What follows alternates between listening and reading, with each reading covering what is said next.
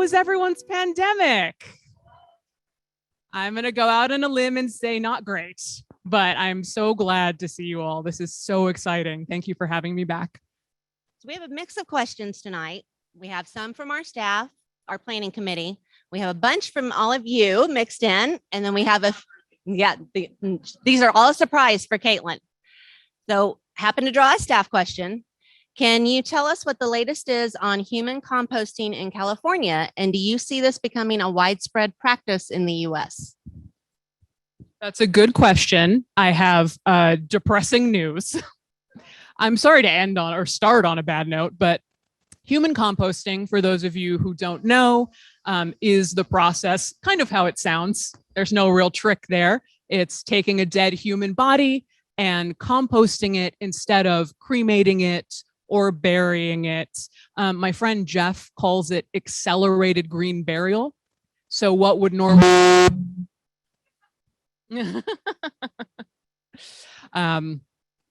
accelerated green burial might drop.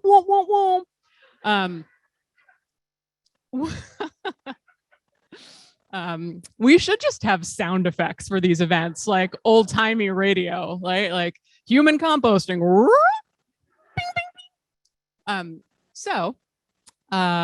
Human composting.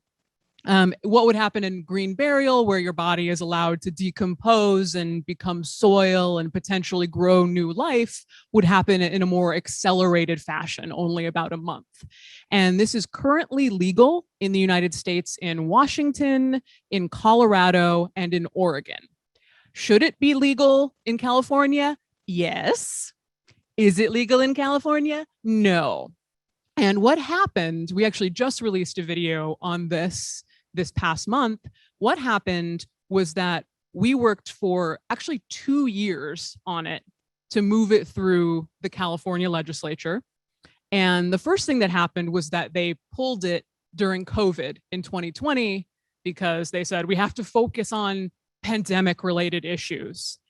Cut to a couple of months later when we're running crematories 24 hours a day because we have so many bodies in Los Angeles, really could have used some human composting facilities or abilities at that time. And then this past year, we got it very far, right to the point that it was going to be voted on and sent to the governor, but they decided allegedly, I'm going to say we'll keep it in this room, but it's also live streaming. Whoops. The story is that because our Democratic governor was going to be recalled, they did not want, or the vote was coming for him to be recalled. They didn't want to have him have to vote on magic mushrooms, psychedelics, and human composting because they might be too divisive. So it got shelved again. So we hope that in a non-recall year, like 2022, mushrooms and human composting will have their time in the sun in California. So fingers crossed. Excellent. We do hope that becomes more of a trend throughout the US. It's definitely an interest. That's right. Just takes a while to get here, right, Missouri? All right, Susan Bundy, you're in the crowd. Here's your question. Susan, what's the actual process for the all-natural back-to-earth burials? Can you visit the grave? I don't know. Susan, are you here? I don't know what you mean by back-to-earth burial. Is that like TM? Like back-to-earth burial? Is it a company? Or is it... Susan, how dare you not actually be here? Throwing out questions. Maybe Susan is at home. Yeah, I don't know. That sounds like it would be a name of a company that made like cremation tree urns or something. You can Google it. Someone can Google it. Who's going to volunteer? Does anyone have a phone? Surely someone has a smartphone. If only there was a smartphone in the house. Back to earth burials. Green burials. Okay. What a romantic name for green burial. Back to earth burial. I think that's great. I think that's what it is, basically. The process, I think what has happened over a number of years, especially in the United States, is as we have turned to the excuse me, I haven't talked in public for 2 years. As we have turned to conventional burials, meaning a hole in the ground with a big concrete vault inside, and then you put your heavy shellacked wood or metal casket inside that vault, and then you have the embalmed body inside, that ends up being the policy of most cemeteries. And so people ask all the time, is it legal? How do we have it legalized in our state? It's legal in every state. Putting a body in a hole in the ground to decompose, legal, legal, legal. Legal over there, legal here, no magic mushroom issue, like legal everywhere. But cemeteries have come to find, especially larger cemeteries, have come to find that if they put those big vaults in the grave, which prevents you from just decomposing into the ground, it does two things. One, they can charge for it. And two, it keeps the ground level so it's easier to landscape. It's easier to mow, because if you disturb the earth and you put a body in it and the body's kind of decomposing and moving around and losing fluid, the soil can sink. And so when you have those big things underground, it's harder to keep that perfectly manicured, straight grass. So I think when people ask, why isn't, how does the process to get this? How do we get it legalized? Really, the process is you dig a hole and you put a body in it. Like, it's a really simple, lovely process, and it should be available everywhere. And it should be available in more conventional cemeteries. Just give us a section. Give us a section to put bodies in the ground. And just allowed to decompose naturally and become dirt, because that's what I want. I just want to become dirt. May we all return to the dust. All right. We can get another participant question. Zoe Sappingfield. Maybe here? Zoe, are you in the house tonight?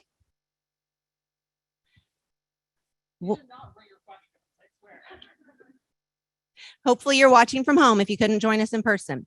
What kind of advice would you have to offer people, specifically women and people of color, who are looking to join the death industry with a more progressive stance? Well, I'm expecting the first person who reads their name to be like, woo! I hope they are. Yeah. Or if you don't want to identify yourself, that's also fine. Zoe, if you're here and you want to stay incognito, I respect that. As far as advice, I mean, my number one advice is go into the funeral industry knowing that at the moment it's not really designed for you. The traditional funeral industry is not really designed for you, or for you to thrive. At the same time, there's not a lot of jobs in the alternative funeral industry, this mythical progressive funeral. I mean, it's not mythical, I'm part of it, but it's not, every street corner does not have a funeral home dedicated to green burials and human composting and aquamation and taking care of your dad's body yourself. Those things just are, death change takes a lot of time.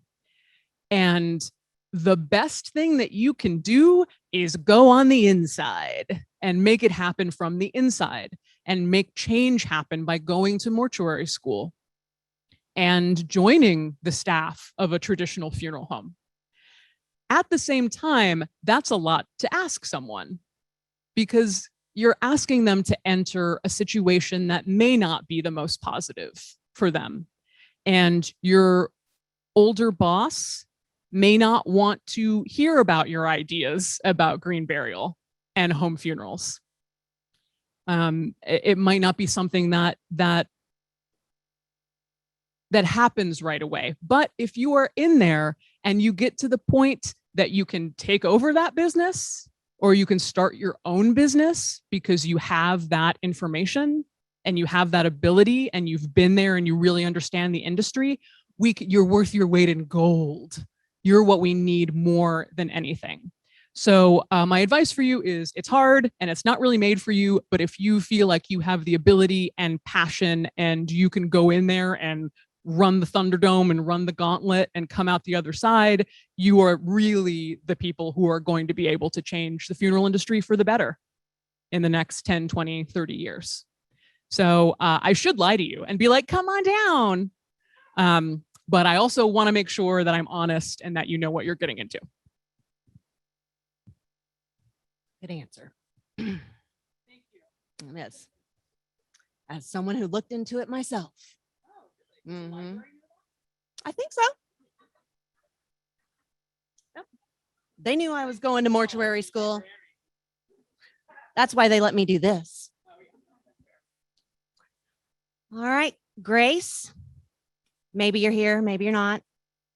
What are your thoughts on mummies in art museums? This is interesting. Mummies being on display in any museum is already controversial, but feels extra strange to see a body with a gallery label saying medium human remains. So what are your thoughts on mummies? Oh, well, my thoughts on mummies are incredibly broad. But mummies in art museums, this sounds like maybe a display where human remains were used as art in some way as opposed to a museum context. And like they said, mummies are even complicated in museum contexts right now. It's a really hot button issue, and a lot of talk about should there be human remains in museums at all. And unfortunately, that is incredibly complicated. But I think in art museums, the idea of a dead body as art, my thing always is consent. It always comes down to consent. I think you should be able to do absolutely anything you want with a corpse if the dead person was into it. Hang them from there could be a corpse flying through the center of the relic center right now, as far as I'm concerned, if the dead person said that's what they want. Because what's so fascinating is that consent is the line, post-mortem consent is the line that turns something from like horribly ghastly and horrific and disrespectful into like what wacky dad would have wanted, just what he would have wanted. And I think a really good example of that is the Body Worlds exhibits. And Body Worlds is, I think, kind of our best line between museum and art as far as where dead bodies are placed and seen. And for those of you who haven't been paid the $50 or whatever to see Body Worlds when it came through your town, it's a traveling exhibition created by a German man named Gunther von Hagens, who's a real character. And he developed a method of plastinization, which is basically kind of soaking a dead body in acetone so it maintains its flayed post-mortem position forever. Like diving for a volleyball or having sex is one of them. And originally, it was very controversial because the bodies that he did this process to and then was touring around for the public were Chinese political prisoners. And sometimes you'd be like, oh, why does this particular corpse playing badminton have a bullet hole in its head? Oh, because it came from these nefarious means. And what has happened since then is people have signed up to donate their body because they go to Body Worlds and they're like, this is cool. I want my body to sit there playing chess and travel around the country. That they have more bodies, I allegedly, than they know what to do with because people really want this. And for me, isn't that a like wild shift? Like it goes from like, oh, Chinese political prisoners, no, you can't show those around. You can't put those on tour. That's horrific. To look at all these happy German people like in these fun positions forever, and they signed up for this and in exactly what they wanted. So I don't have any judgment about someone signing up their body for that. I think that's wonderful if that's what you want. That's fantastic for you. Go ahead, do it. But the second we learn that someone didn't consent is the line there. So in this art context, the body can be art. The idea, I like that. It's actually a cool idea to have a mummy or a corpse, medium human remains. That's really fascinating to me. Did the mummy know? Probably not. And if the mummy didn't know, then ask the mummy, and that's sort of what it comes down to me as the real question. We're going to be leaving rioting on all sorts of things. That's right on. Well, that's okay. After a couple of years being cooped up, we're ready to get out and change the world, right? That's right.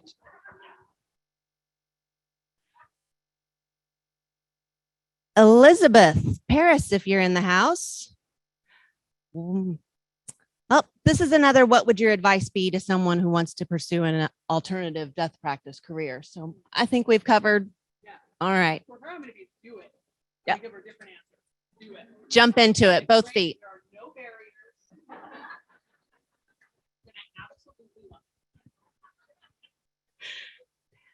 Debbie Thompson. Hey, all right. Where would you like to see the death positive movement in 25 years? Debbie.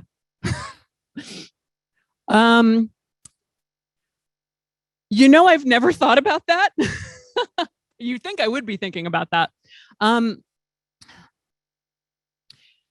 reason that I don't think about that much, or that question that much, is because I really had no idea that it would be where it is now 5 years ago. And I feel like so much of what we've done has been responsive to what's happening in the moment that, I guess in my wildest dreams, everybody gets an incredibly cool, environmentally friendly burial. And that opens people's hearts and minds, and that solves climate change, because now everybody sees themselves as organic material to be recycled in the world. And everybody comes to events like this. And the Death and Dying series at a library is the most popular of all the series that the library offers. And people don't like to talk about death because they're just so sick of talking about death. All they do is talk about death.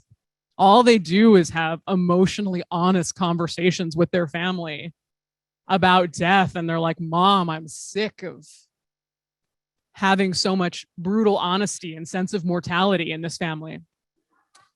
Those would all be positive things. I think something that I think about a lot is the incredible rise of cremation after a long period of only a small percentage of people being cremated.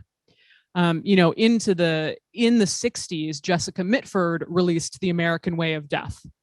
And Jessica Mitford, for those of you who don't know, was like a very spunky British woman who was horrified by American death traditions. And she wrote this kind of anti-funeral industry screed.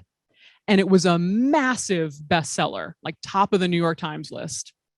And everyone was like, yeah, simple, direct cremation. That makes so much sense. Everyone's going to do that now. But nobody actually did it. I think it was still like 3% of the population for a really long time. Those messages take a long time to seep in. It's not like Uber, where we're like, oh, I guess that's easier than a taxi. We'll do that now. Death traditions aren't like that. They really do take a longer time to get into the public mind. But there's a tweet that I love from a girl also named Caitlin, spelled differently. And not that that's important. I just like the way I spell my name. There's no K's in Caitlin. But it's like, what is with all this embalming and like burial stuff just to yeet me into a hole? I don't want to spend all this money for a funeral. For those of you slightly older in the audience, yeet means to throw. Throw me into a hole in young person talk. And this other Caitlin, she doesn't know me. She doesn't know what the death positive movement is. She is just starting to accept the idea that our funeral industry is broken. And that to me like warms my heart, because that means the more people who kind of are questioning why funerals are so expensive and why they're so distant from the environment and why the family can't be involved and why we can't have good conversations about death. And the more the kind of general zeitgeist is like, why don't we know about this? Why isn't this happening? That has, you don't even have to know about me or the death positive movement or any of the green burial advocates or any of these people. That's when we really start to know that we're making cultural change, is when it's divorce. So people sometimes are like, whoa, this happened. Don't you feel like you should get credit for that? No, that's amazing. You know, I don't want to just see my face on these things. I want to see everyone's face wanting these things and discussing them publicly. So that's my hope, is that we continue to go in that direction, and that nobody even has to remember me or any of the people around me for it to be a viable, growing situation. And everyone is composted. And there's an app for that.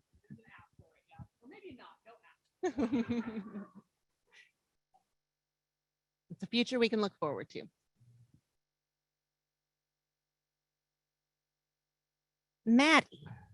Maddie's joining us virtually. I have a 15-year-old dog who is nearing the end of her life, struggling with medical issues and tough decisions.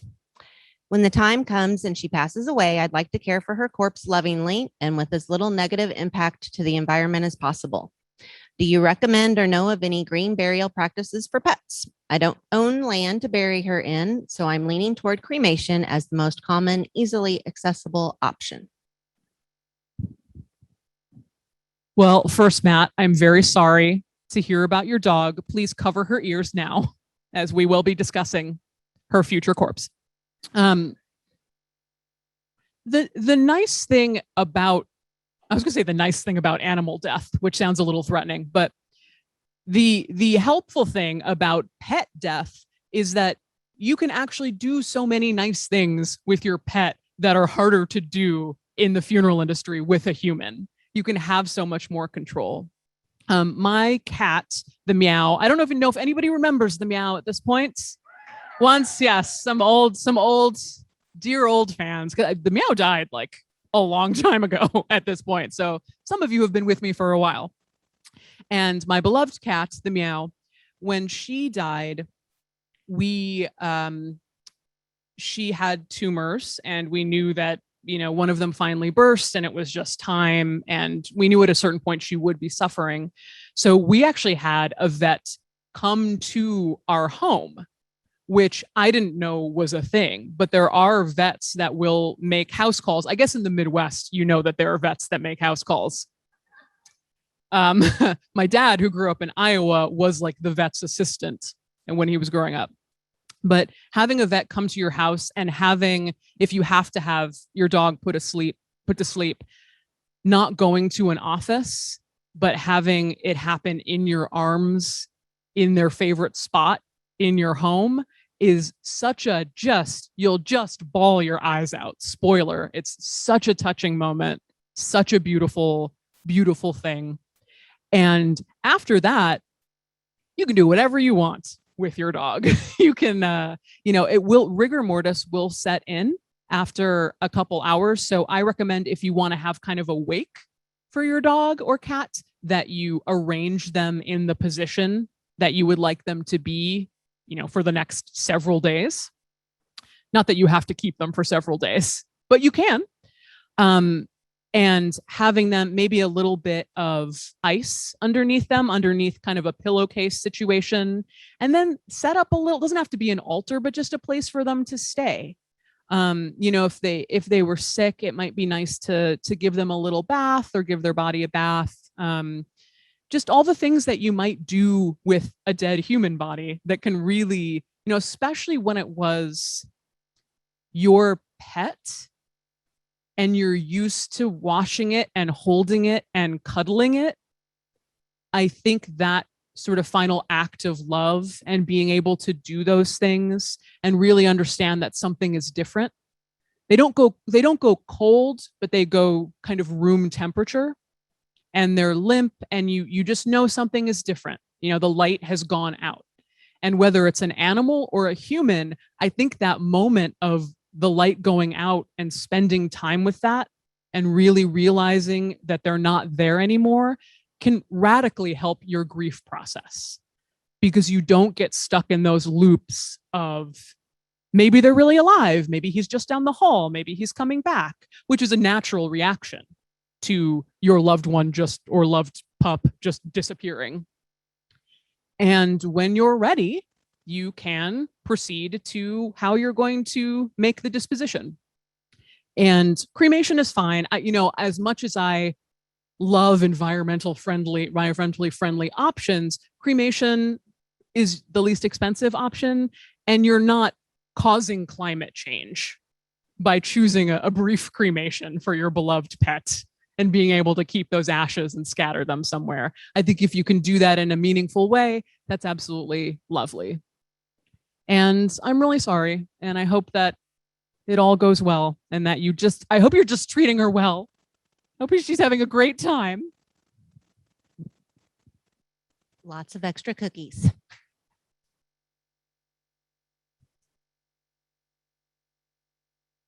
Oh, this is an eyeballs question. How many have read Will the Cat Eat My Eyeballs? It's a good one, isn't it? When you are missing Caitlin, listen to the audiobook in your car, and it's like having her right next to you. So, this is the dead bodies with no skin playing soccer. You talked about the show. Okay, next question. We'll get to another one. Kira Crozier.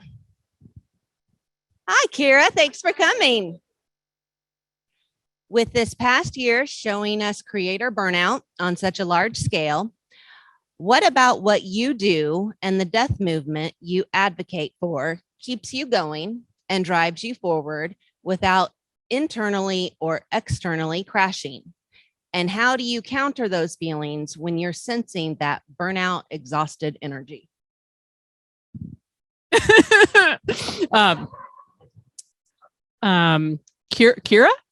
Kira.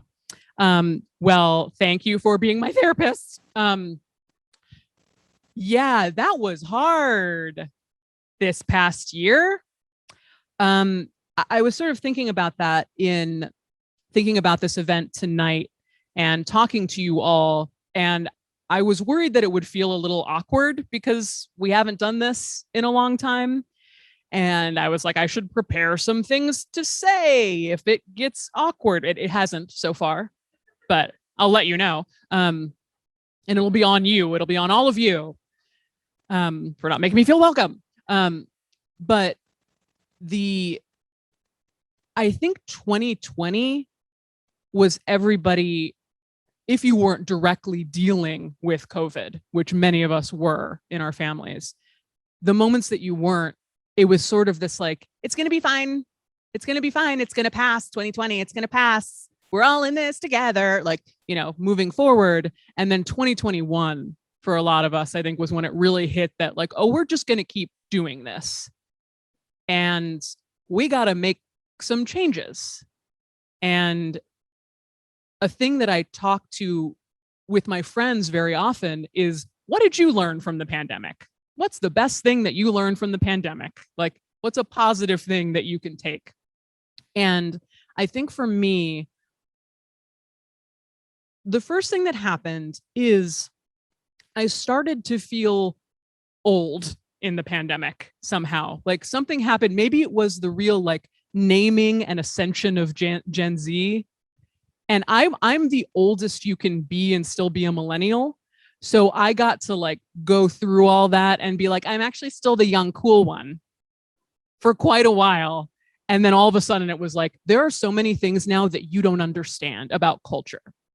And I used to be able to create things in culture, whether it was YouTube videos or social media things, and be like, I understand culture. And then all of a sudden I was like, oh, I don't understand culture anymore. I was reading a New York Times article the other day that said that Gen Z considers the cry laugh emoji incredibly lame and they would never use it. And I was like, oh no. Oh no, this is terrible news.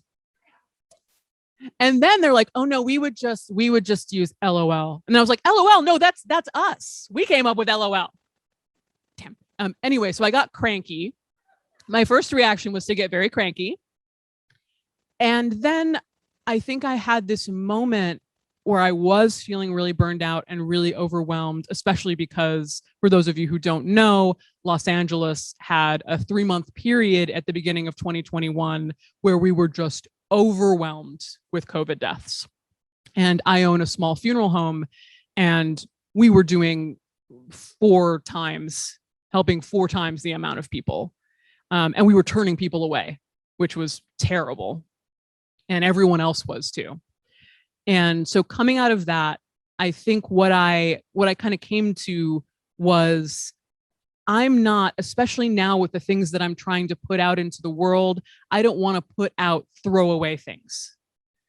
I don't want to join TikTok and dance and be like, what is a green burial? You know, green burial is eco-friendly. You know, I'm like pointing at things. This is my perception of TikTok. I don't have a TikTok. This is what I got. I didn't want to be doing that because I had done that. And there's so many, and they're like younger people who use that medium so effectively and are putting out good information there. And that was when I went away and with my writing partner and producer, Louise, and we're like, we're going to start making documentaries on this YouTube channel. And they're going to be like 50 minutes long. And we're going to travel. Once we can travel, we're going to travel and we're going to research them for months. And we're going to make something, everything that we put out, we're going to be incredibly proud of. And that was a real shift for me. And I think that's the number one thing, because really, really hard work on a project when you have meaning behind it is exciting. You're exhausted, but you're also excited by it. If you get in that loop where you're like, okay, I need to make 12 TikToks and 3 sponsored posts and write 2 manuals and 2 YouTube videos about what I ate today, and this, you know, that seems, I cannot do that anymore. And I think the pandemic was what really showed me that everything I'm making has to be something I'm deeply passionate about and something I can spend a long time on. And that's not throwaway. And I don't know how long it would have taken me to get there without the pandemic. And so I'm not like, thank you, pandemic. You know, I mean, I don't think anyone's saying that, but I do think we all have it in us to look at ourselves and take hard lessons from it. Yeah, and that's my answer without crying. Thank you.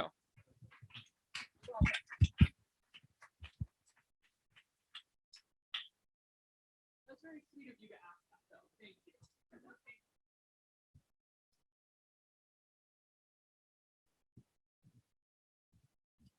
All right. Catherine Zavartke virtually says, greetings, Caitlin. Thank you so much for all you do. Is it possible to donate one's human body to benefit veterinary, scientific/medical research? I know many humans donate their bodies after death to benefit humans, but I am an advocate for animal rights, rescue, and liberation, and I would like to do something that would benefit the other species on Earth. I'm fascinated by that. What would it be for? Like drug trials for animals?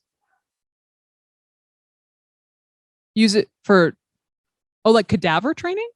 Oh, okay. Thanks, everyone. We're gonna work together on this. Surely someone has a smartphone. You know, I've never heard of that happening, but I don't know why not. I think that's a great idea. I want to do that now too. I obviously I don't know what it's for, but I like it. The way the United States is actually pretty interesting in this regard. In the UK, for example, you can't donate your body to a private company. In the United States, you can. So if you donate your body when you die, there are really two places that it can go. Actually, three places, let's say. First is a body farm, which we love, a human decomposition facility, where actually I think could be kind of interesting for animals. So as you were saying, the cadaver dog training, using your corpse to train cadaver dogs. In my second book, I mentioned there was a scientist who would take what she called dirty dirt, which was soil from under a corpse that had been lying there for a couple months decomposing, and she would put them in little tubes and send them to cadaver dog owners so they could train the cadaver dogs with cadaver soil. So that could be a thing for your postmortem veterinary adventure. The other thing would be donating the body to a university. That's kind of the most common one that we think of. Like, I'm donating my body to a medical school to be dissected. And then the last option is a private body donation company, body brokers. And some of them are extremely reputable and some of them are not so much. So I always say, if you're going to go the private route, which maybe they would have a space for, a specific experiment for that. Usually though, they kind of say your body's going to be used for medical research. And that could mean a lot of things. So it could mean they use your body to solve cancer, or it could mean that you are, used for plastic surgery training or used to be dropped out of a plane. So with those private donations, private company donations, it's kind of hard to say, I want to be specifically used in a veterinary context. So that might be sort of difficult, but I like that. I'm going to look more into that. Maybe I'll have maybe I'll be like, yes, his name is Mark. Here's his number. He does dog stuff at the edge of town with your corpse. It's gonna be great. I want to know about the bodies they're throwing out of planes. Okay. Later.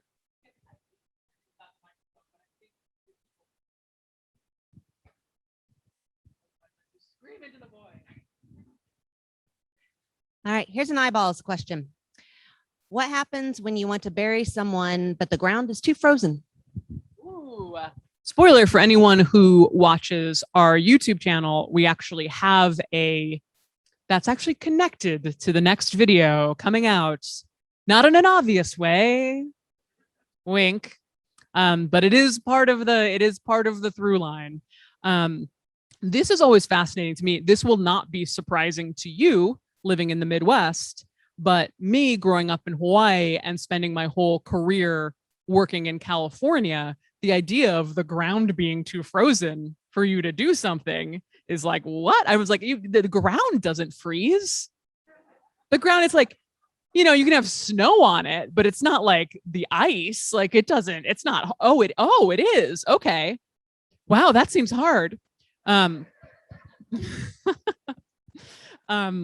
But something, so I really like, there's some questions in this book that were very like, I can just spit out an answer right now. But that was actually one of the ones that I really had to dig into and interview people and figure out, because that doesn't come naturally to me at all, frozen ground burials. But there is something that was very popular in the 19th century called a dead house or a mort house, which was basically just kind of like a hut on the cemetery property where they would leave your body if it was too cold to be buried. And presumably it would be so cold outside that your body would be preserved in that environment. Nowadays, it's either kept at the funeral home for, just kind of stored there, waiting its time. Or there are all these like technology advances that I didn't know about, like ground blankies, that like heated blankets that you put on the ground that make it softer. These like giant claw-toothed ground breaking ice pick type things. gas generators, all these things that they can do to toasty up the ground to make it soft enough to dig in if it's the winter. But it's so lovely here in the fall. I think I'll be leaving tomorrow though. I hear it's lovely here in the dead of winter though. Everybody have a lovely time. The ground hasn't frozen yet. You're safe.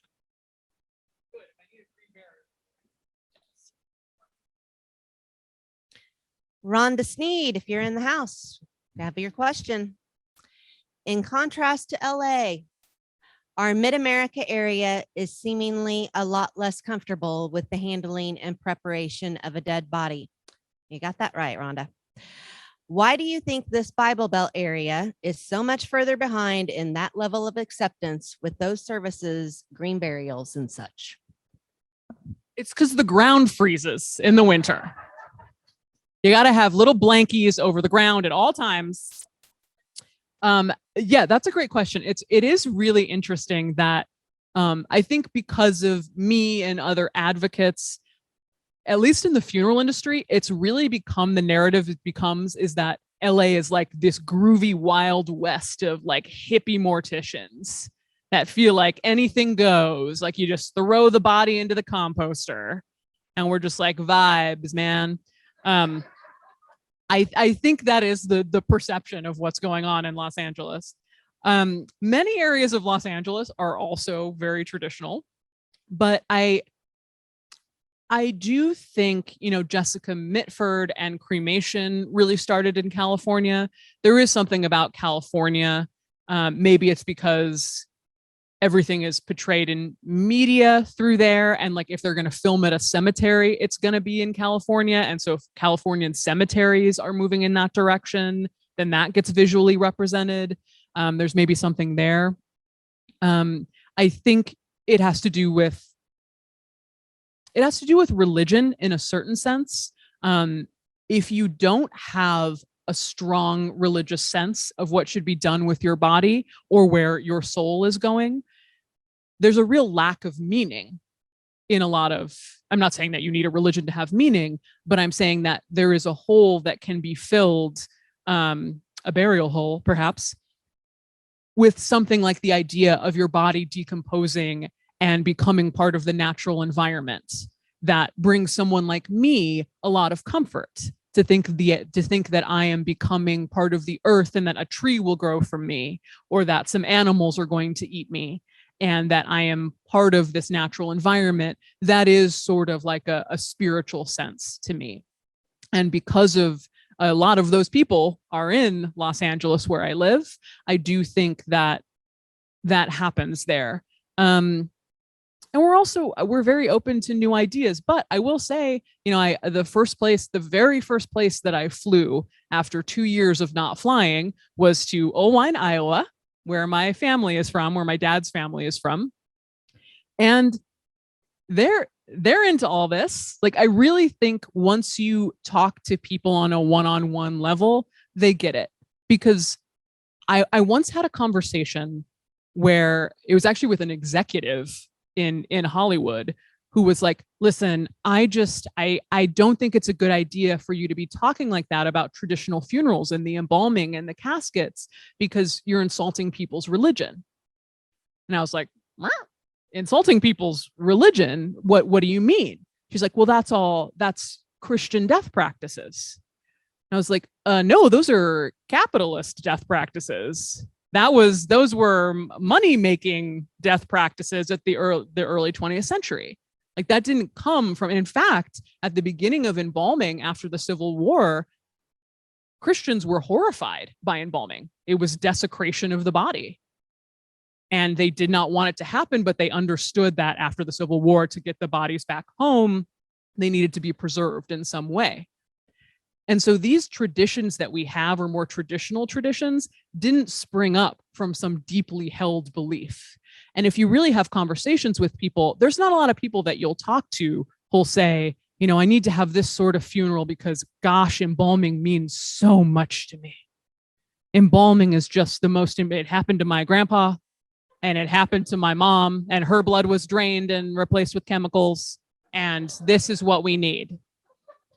it doesn't have that kind of, it doesn't have like good PR, it's not like this meaningful tradition. And so when you really talk to people, and also nobody likes how expensive funerals are. That doesn't make sense to anyone. You're like, incredible value at the funeral home, this $13,000 funeral we had. So I think that if you really talk to people, they get it. And something else that I love about just digging a hole in the ground and putting a simple wooden casket in it is that it appeals to LA hippies and it appeals to libertarian farmers who are like, I don't want the government to tell me where to bury my body and what I have to do. It kind of brings everyone together in a strange way.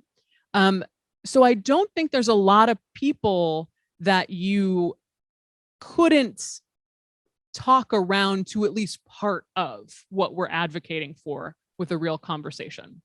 So yeah, again, human composting, California, then Missouri. Very next one.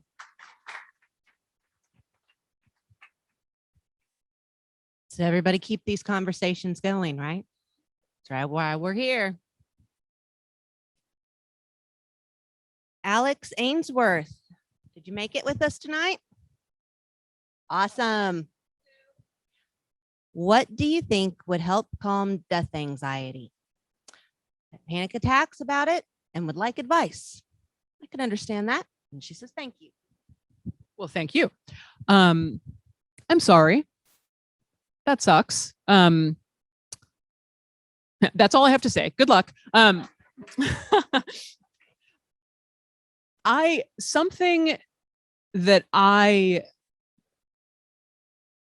Two things. First thing, it's important to name the concern. And I understand that's not an easy process, because especially anxiety just feels like it's coming from everywhere and it's just like a nebulous terror in the air. With my own times of specific anxiety, when I have been able to do the work to really figure out what the issue is, something shifts in my body and I just start crying or something happens. And with death, I think it's so important. Something that happens all the time is that people fear like death in this nebulous, black, horrific, everyone I love is going to die sense. But most people actually have a much more specific death fear. And really exploring what that is for you. Some examples of what could keep you up at night.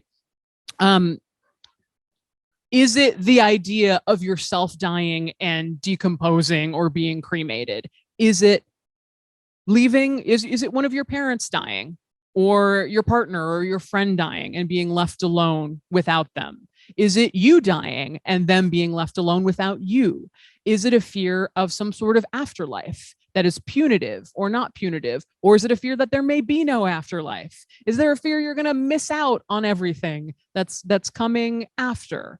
There's probably a much more specific fear there that you're looping on. And when you can really identify that, you can dive into it more. And that's the second part, is really, obviously I am not a therapy professional, so don't, take too much into this. Don't sue me is what I'm saying, basically. But being able to, what I have heard works is that kind of, what is the phrase I learned recently? I think it was called double exposure therapy. And this has worked really well for me with whales. Fun fact about me, I have a fear of whales. I think they're too large. It's quite unnatural. Something about them looming below me in the ocean I do not like. And there's the idea that you have exposure therapy, which really makes you face the thing that you fear. And then the idea of double exposure therapy is like dialing it up to 200%, where you sit with it and you learn about it until you like it. And really this summer, I've just been like, I love orcas. Orcas are the best. Blue whales are majestic. And I'm coming around to that because I really have spent so much time with it. And taking the thing that I feel, because if you actually really fear something to the point that you're anxious about it and horrified by it, you might actually also kind of like it in a way because you keep coming back to it, or it might have something there for you that needs to be explored. So really honing in on what the fear is and then jumping into it.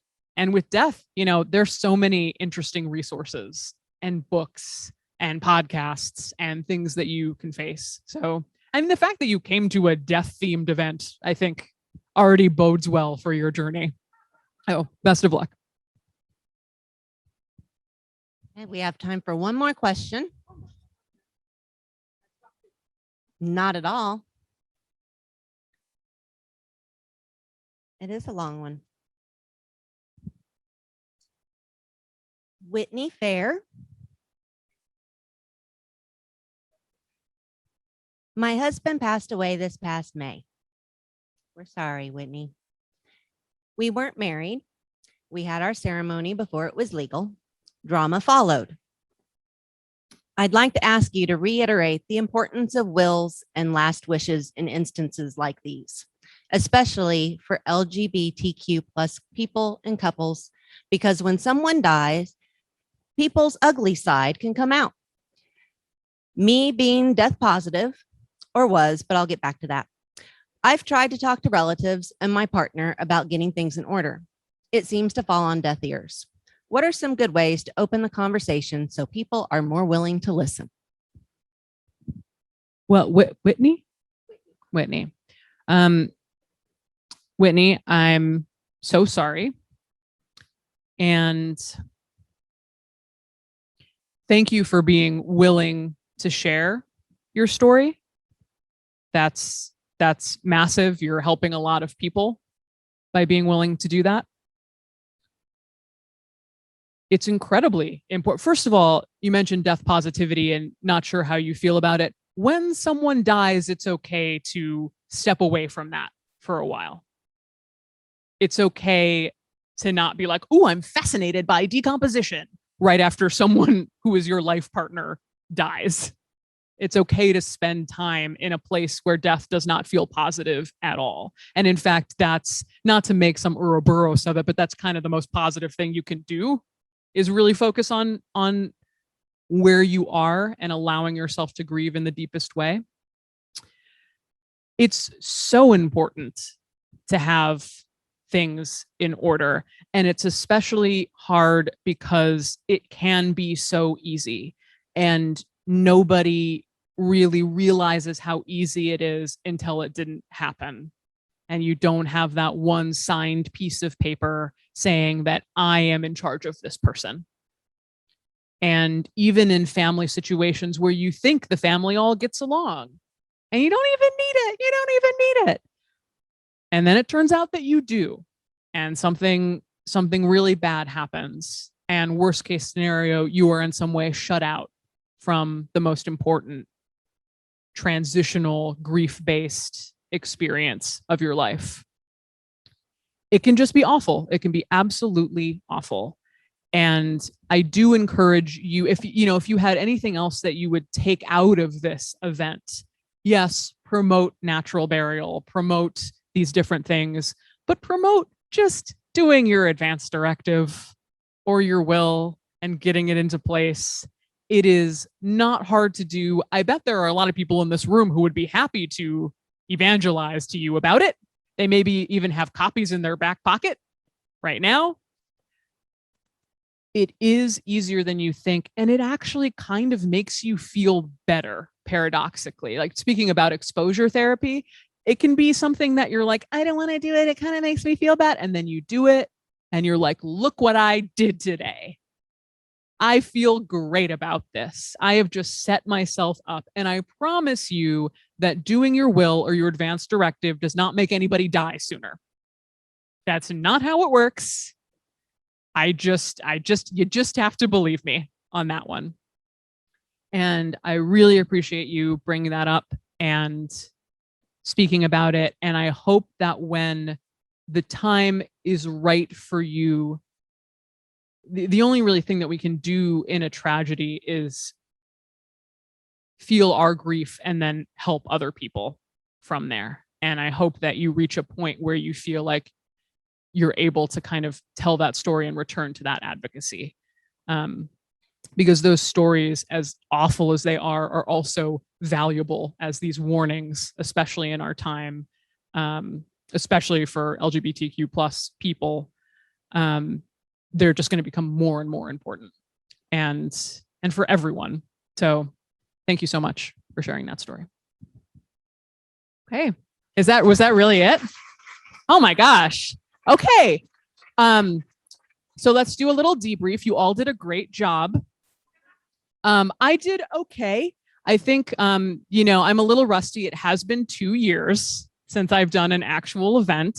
But I really appreciate, this is the third time I'm here. There's no place else that I would want to come back to. You're laughing. I love Springfield. I love it here. And I really appreciate you all. And I hope you're all doing okay. And I'm so glad you've made it here today. And this warms my heart.